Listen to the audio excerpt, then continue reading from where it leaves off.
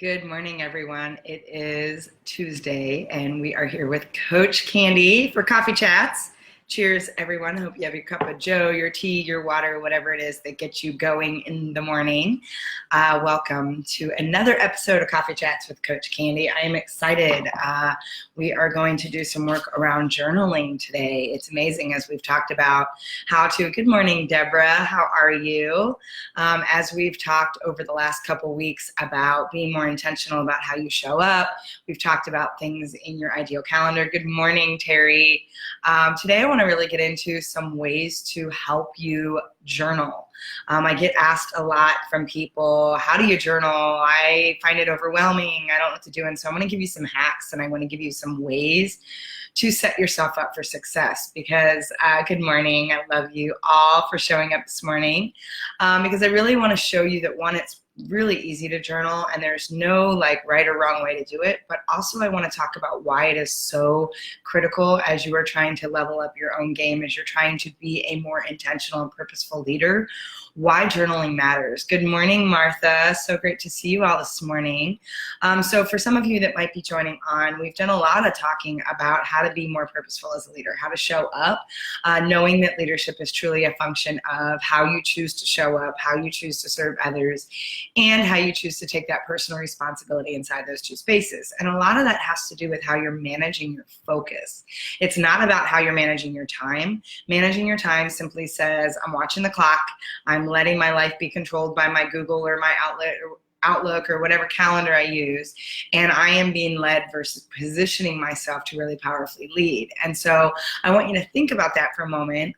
When we talk about, good morning, Elaine, when we talk about focus management, we're talking about how to manage your impact, how to manage your influence, how to be a more purposeful leader and showing up in a space that lets you step into your highest gifts and play at your highest level. And so we've gone through a whole lot of stuff over the last couple of weeks. We do a lot of mindset on Monday, training on Tuesdays, this kind of wonder space, which I have a really fun Imagine If tomorrow, and a wonder space that I want you to think about. Something just made me think about it, so I'm really excited to share that tomorrow. And then Thursday we get into a gratitude space. It's all about our thankful space, and Friday is a feature space, which is usually tools, books, podcasts, resources, ways to help you as we're having these discussions. And so, I thought about it this morning. I was like, what did I want to bring into Tuesday training? And as we've had a lot of conversation around really being more deliberate in how we're showing up. We've talked about creating different discipline and habits, and we got into the bookends. We talked about how your morning hour and your evening hour are the two most critical aspects of your day. One of the elements that we've talked about inside those spaces is journaling. And so I've had several people, and I get several people over time that'll say, I don't even know how to journal. What am I supposed to write? Dear Diary? Is there a format? Is there a structure? And the answer is yes and no.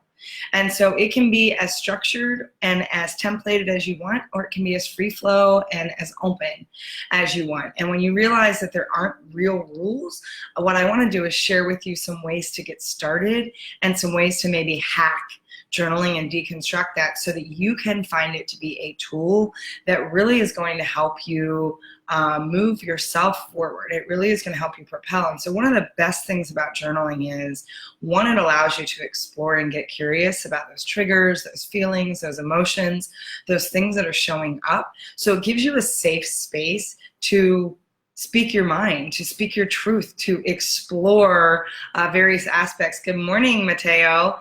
Explore various aspects of who you are and what might be getting in your way. So it's a really great way to go deep, get curious, and explore some of the things that maybe you're getting stuck with, some of the things that are showing up as a trigger. The other thing that journaling really provides for you is it provides that metric.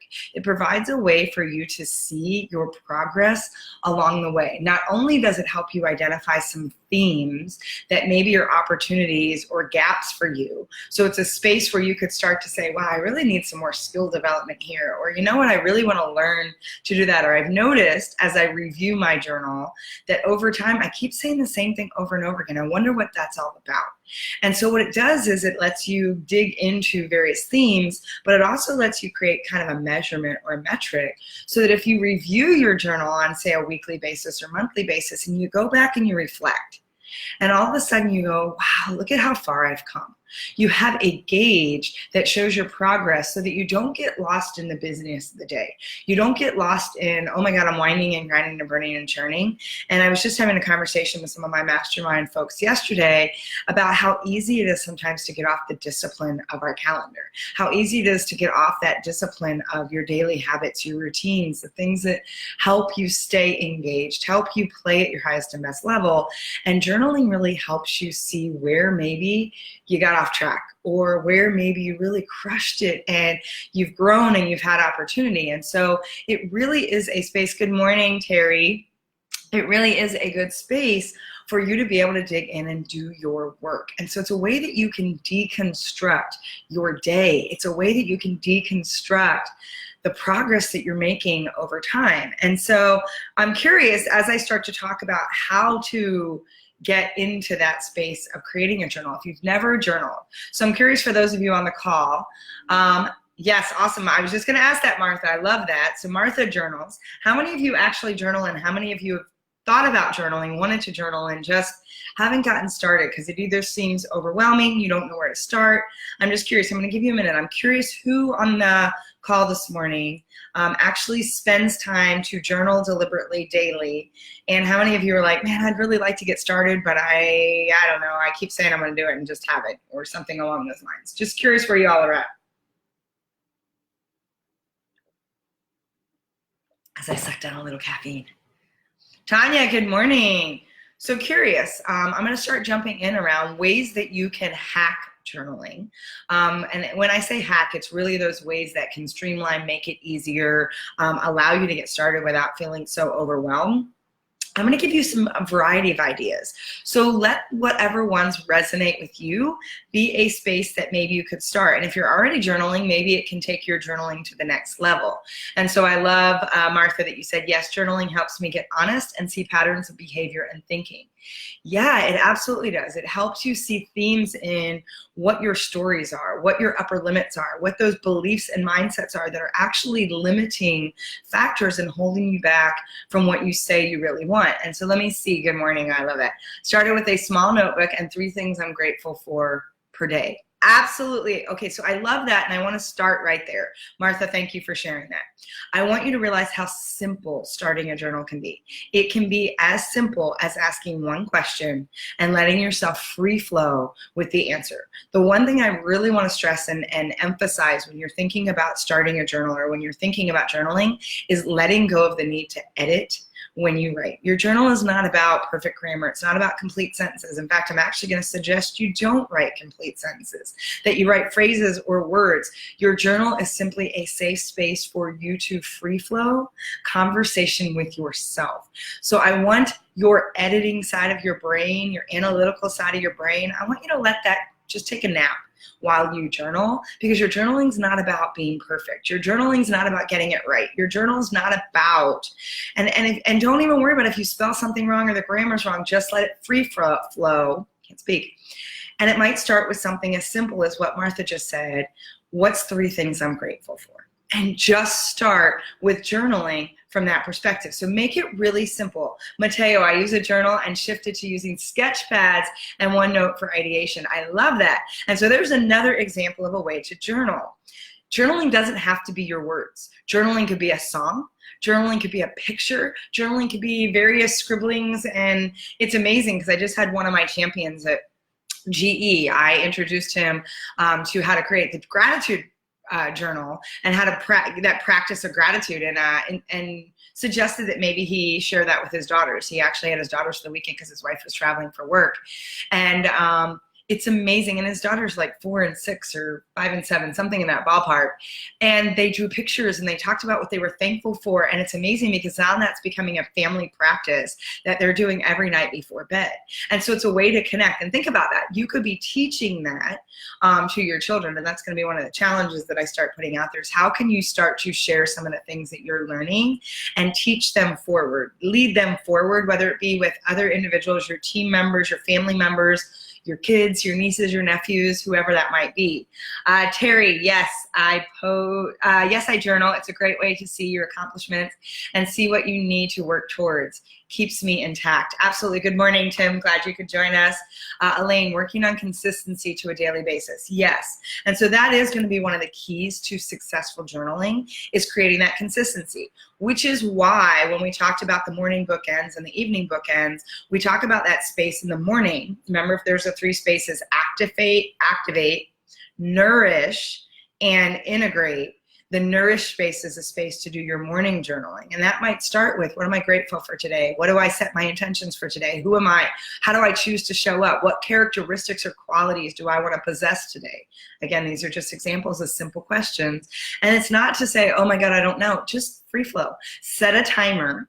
And so here's the other beauty. Set a timer for your journaling. Let it be 5 minutes, let it be 20 minutes, and just let yourself free flow with whatever question you asked yourself.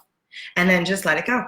And when you're done, close the book, close the journal. And as much as you could use an app, so for that, some of you that are like, I don't like to write, yes, there are journaling apps out there. I am just going to highly suggest over and over again that you really make the attempt to do pen to paper, because there is a neurological connection with your handwriting and the way you think, and when you write it out, that actually allows you to more deeply connect than when you're just typing on a computer or on an app. And so I do suggest that. So one of the things you can do to hack this is, and I keep the journal by my bed. So I journal before I get out of bed in the morning. Well, actually I do my morning journaling as part of that nourish routine, but I do my journaling before I go to bed, and it's right there, pen and my little notebook.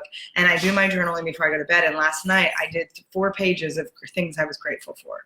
I was feeling like I couldn't wind down. And so I just said, okay, I'm going to sit in a place and reflect on everything that I'm grateful for, all the things that I feel blessed in my life. And I just kept going until I kind of tapped out. And it was 4 pages of things that were just anything from running water to my dog, to my blankets, to the fact that I love my ability to be able to show up and do this kind of work. I love my Facebook Lives. I'm grateful.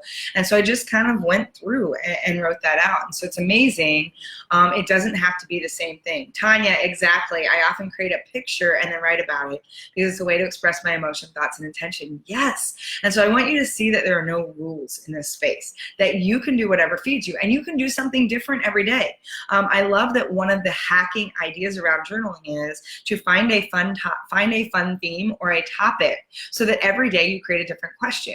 You could actually write out a question for 365 days. And by the way, there's great books. I remember I've showed you the Book of Awakening. There's a great passage in there that's really short, that's an example of something you could read and then journal what's coming up for you as a result of that. Maybe you see an article, or maybe you saw a quote, something that just wakes you up. Any of that's opportunity for you to journal.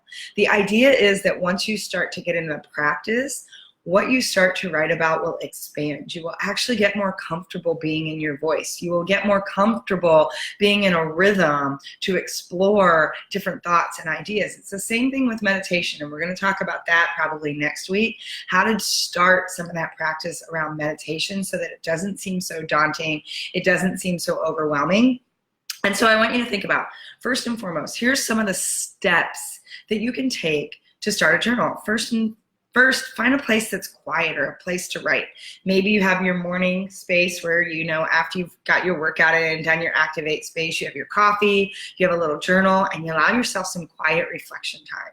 You allow yourself some nourishment time. Maybe you meditate for a few minutes. You spend a 5, 10, 20-minute session meditating, and then give yourself 5 or 10 minutes to journal what showed up. And so, creating a nice space. A lot of times when I journal, and a lot of you know one of my favorite soundtracks, favorite movie is The Shift with Wayne Dyer. I actually will play the soundtrack from The Shift when I'm journaling or when I'm doing my manifestation process. There's something about that music that helps me connect in, or I listen to really beautiful piano music or classical music.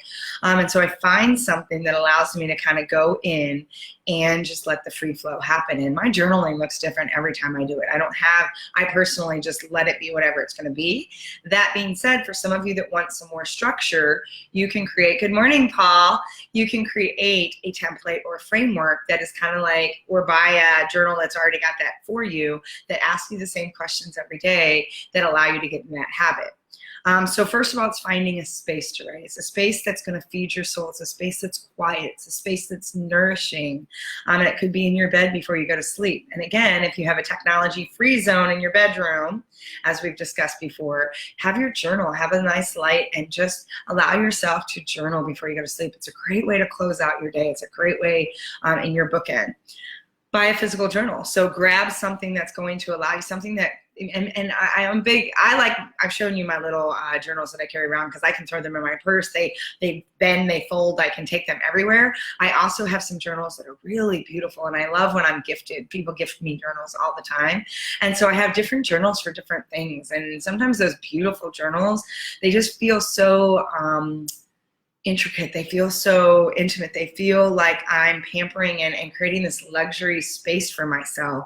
And I want you to realize that's exactly what journaling is. It's creating this very pampering, very luxurious, very rich space for your soul to connect back into who you are, how you're showing up in some things. And so then you might close your eyes for a minute and just really reflect on the day, or ask yourself a question. You can ask yourself a series of questions or ask yourself one question. And like I said, have fun with this, right?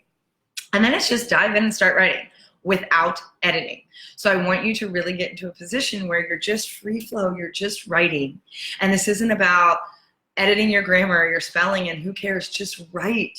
Just let the words flow. Stop trying to control how it looks. If you're on a blank piece of paper and you don't have line paper, so what if your words go uphill and some go downhill? And it doesn't matter. I have sometimes where I write and then I write in the margins and then I write. It just doesn't matter. Let it be whatever it's going to be. Don't put so many rules and things on your space, constraints around how you have to do this. And then I want you to think about timing yourself. So instead of making this so daunting, you're like, oh my God, just set a timer. Start with 5 minutes. And we do rapid fire a lot when I'm in with my masterminds and with my clients, because it helps you get out of that block. So you might be like, okay, say a question out loud, hit a timer and say go. And then just write down. You might even use Post-its. That's how we do rapid fire. What I do is I have people take Post-its, and you're only allowed to have one thought, one picture, or one word. So you can have one phrase, one thought, one picture per Post-it. And when the timer's going off, you just write, and you might do your journal where you just put those Post-its in there and create kind of a collage just of whatever came top to mind. Because what happens is we overthink too much and we create mental blocks because we're trying to make it just so, or we're trying to figure out it's got to look like this, and just let it be. And then go back and reread your entries and step into a place of gratitude for them, even for the stuff that might be challenging. And so, you can look about, you might set a timer for anything for 20 minutes or less. Usually I tend to journal for about 10 minutes. And then what I want you to do is I just want you to kind of like reflect, go back and look at that. So what are some questions you might ask yourself? One is, exactly as Martha said, what are the 3 things I'm grateful for? Great question to journal on. You might say, what's on my mind right now? If I really were to stop for just a second, what's on my mind? What's on my heart right now? Really great questions, and just let yourself go, right? And that might be one where you do the rapid fire. What's on my mind? And it could be all the monkey mind stuff. It could be all of the stuff that you're questioning or challenging yourself. It could be all the things that you're not sure about. It could be whatever it is. Just allow yourself to just free. Just put it out there as if you're heartstorming or brainstorming on a whiteboard. How are things different now? So maybe you want to reflect back on what was different today from yesterday. What's different this week than last week? Am I different? Do I feel different? Maybe you're going to say, so what's something that happened today that made me feel like I was stuck? Or maybe it was a frustrating situation. What was that today? You might say, where was I a rock star? Where did I crush it? Where did I kind of dog it? Or where did I get stuck? And then go, how would I have done that differently? What would I do differently if that opportunity comes up again? By the way, that helps you reset something where you're like, I coulda, shoulda, woulda done something. Instead of being so self-deprecating and demeaning all over yourself, that gives you an opportunity to go, okay, let me play that scenario over again, and let me reset it with a different ending of how I wish I would have shown up, so that you're filing that away, because your subconscious doesn't know the difference between real and imagined. It only knows what you keep feeding it. And so if you give it a different ending, if that scenario were to show up again, you would have a different way to engage in that because you'd already have a tool that's kind of been cemented or planted. Journaling is a great thing, great space to do that as well. It helps you anchor some of those opportunities to step forward. So if you have something that was really challenging, journal about it and talk about why it was challenging. Talk about, how you did show up, and then talk about if you had the opportunity to do it over again, what would you have done differently? How would you have shown up? Maybe you would have used your voice more. Maybe you would have felt more confident. Maybe you would have challenged somebody or said no. Maybe whatever that is, when you journal that, it cements that, it creates an anchor point so that when and if that shows up again, you have a different tool. You have something to tap into that'll allow you to step up in that place that you truly wish to step into instead of what's been your default based on programming and beliefs. And so just an opportunity there. Maybe it's, what would I say to my younger self? There's a great fun question. Man, if I had an opportunity to go back and talk to my 5-year-old self or my 12-year-old self or my 18-year-old self, what might I say to myself right now? And just kind of write that out, right? What am I grateful for? What do I value? Who helped me today? Who's helped me along this path, right? I'm going to sneeze. Okay, maybe not. Oh, excuse me. And so those are some of the opportunities to do this. So again, I'm curious, what are some of your thoughts? What are some of the things that you journal on? Are there anything that, is outside of some of what I'm sharing with you? Some of the opportunity to get in and just start this practice. It's like the gratitude practice. It's a matter of creating that declaration and commitment and saying, I know that this is important for me. If I really want to understand who I am and how I can show up better as a leader, then I need to take inventory and take stock of what's going on a day-to-day basis. And it's only when we deconstruct our day, when it's only when we get into a space to set intention and then come back and ask ourselves how we did. Oh, bless you too, Paul. Thank you. And it's only when we get in that space to start our day with clear intention around who do I choose to be, how do I choose to show up, and how do I choose to serve, and then come back at the end of the day and say, so how did I do? Where am I at right now? How am I feeling? That we start to position and propel ourselves into a space to do so much more. In fact, even as I did my gratitude last night, I remember falling asleep thinking, I desire to do more. I want to help more. I want to be more. I want to serve more. I want to lead more. And it was because I was in such a place of gratitude. I'm like, how do I give even more? How do I show up and do this more? Because it's amazing when you are in that place of gratitude and when you're journaling and when you're doing those things, the more gratitude you put out, the more you give. The irony of it is the more you actually help yourself. And so it's crazy because the ego wants to fight you all the time and say, oh, it needs to be all about me. It's all about me. It's all about me. And I don't have money. I don't have time. I can't give.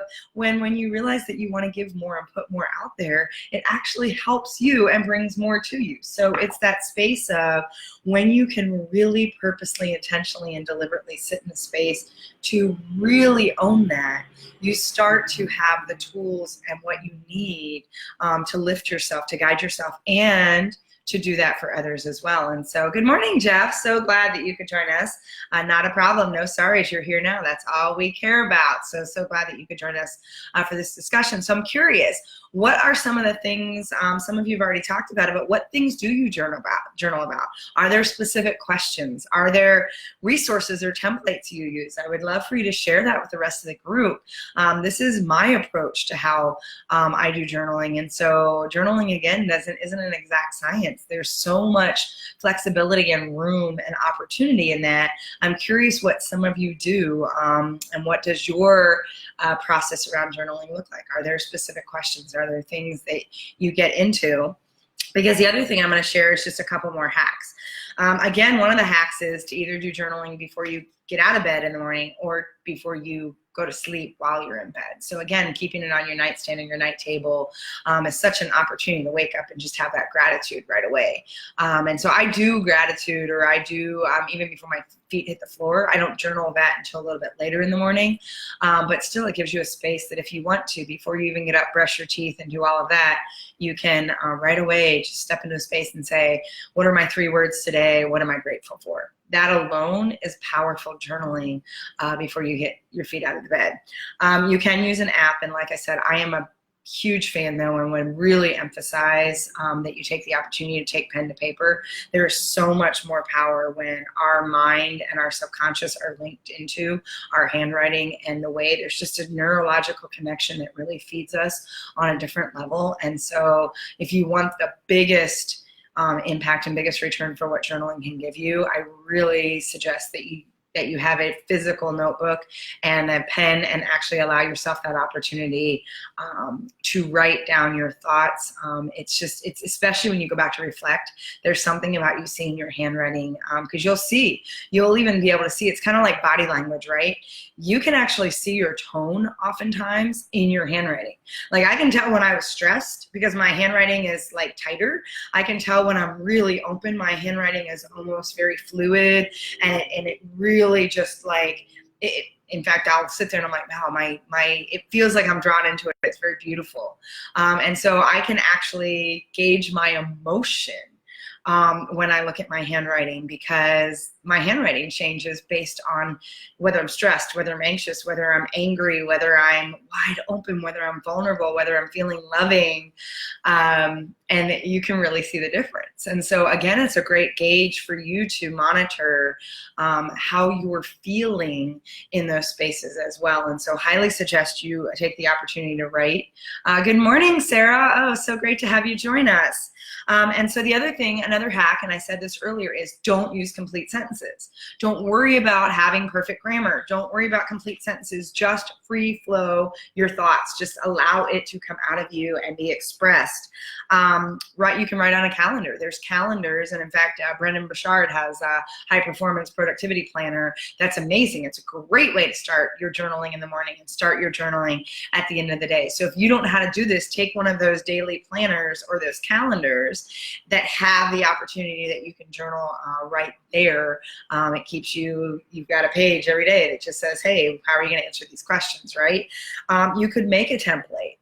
For those of you that have been on the calls or want to go back, I know I gave you some questions that you could do in your morning intention and your evening intention. So you can go back and look at those. Some of those we've already talked about. What are you grateful for? What did you learn today? Who lifted you up? Those kinds of things.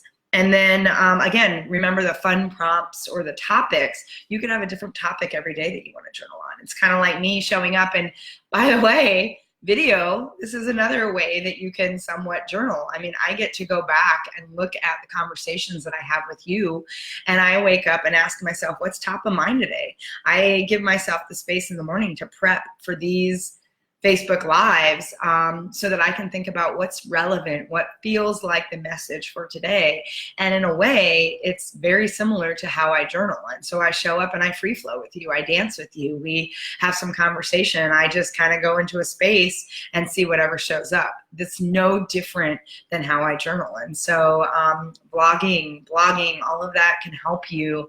By the way, that's the other thing journal can do for you. Some of you that are trying to get your message out there, trying to create a way to connect, take things from your journal and expand upon them and write a blog, or go and do a video, or do a Facebook Live, or get on Instagram or YouTube or whatever your medium is, and go out there and have a conversation around that topic. Because here's the thing, if you're experiencing it, the likelihood of someone else going through that same journey is pretty high. And so it gives you a space and a way to connect. And so another beautiful thing that your journal can do for you. And then, or you can blend it into your day. So maybe when you're doing emails, I sometimes will journal. So I carry one of those notebooks with me everywhere. It drops right into my purse, because when I'm waiting for someone for an appointment, if I've got a client that's late when I go to their office, or I'm stuck somewhere, I'm at the doctor's office or wherever it is, I pull out my journal and I just start to write thoughts down. I do one of two things. I either lay out some strategy around, what are some of the things I really want to start digging into, and what are some of the big rocks, and what are my major milestones, and do I have all my discipline in that? So I'll either go in that space, which is still journaling, or I'll go into a space to just say, what am I grateful for right now? Where am I at right now? How am I feeling? And so you can blend it into moments into your day. And so that is sort of some opportunities for you to hack, to deconstruct your day and start the process of journaling. And so before I send you on your Tuesday and have you go out and do amazing things, I'm curious, questions, thoughts, how are you finding, how many of you are going to start your journaling practice, or maybe level up your journaling practice and create some more consistency and discipline around it. So I'm curious. Thoughts, questions about that before we head out for the day? I'll give you just a minute there. Hopefully you found that helpful. I am a huge fan of journaling. Journaling has really been a game changer for me. And I love, because I have all these notebooks, I number them and I go back over time and look. And it's kind of like what I challenge my mastermind and my clients to do with recorded videos. I'll say, go back to because you do a year-long mastermind.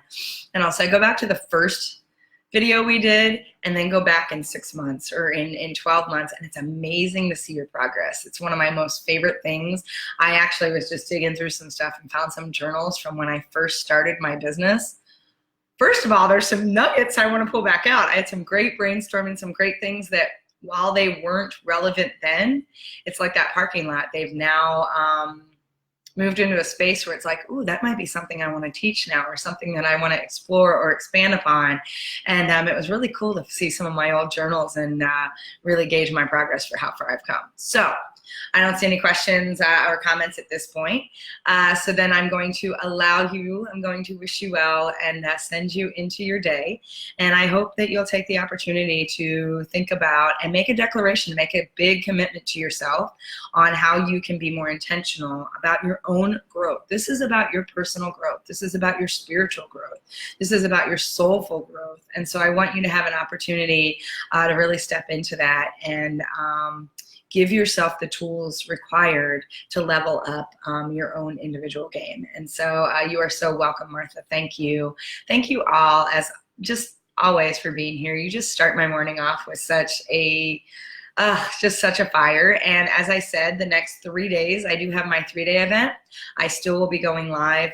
My event starts at 9, so we will be going live. They might be a little bit shorter just so that I'm not completely making myself crazy. But tomorrow I have a really fun Wonder Space, and there was just something that connected for me, and it's a reference that I like to use, and I want you to imagine if. And so we're going to dance in the possibilities tomorrow. With that, this is Candy. I love you all. Go out and have just a fantastic, amazing, powerful, impactful, and influential Tuesday. Mwah. I will talk to y'all tomorrow.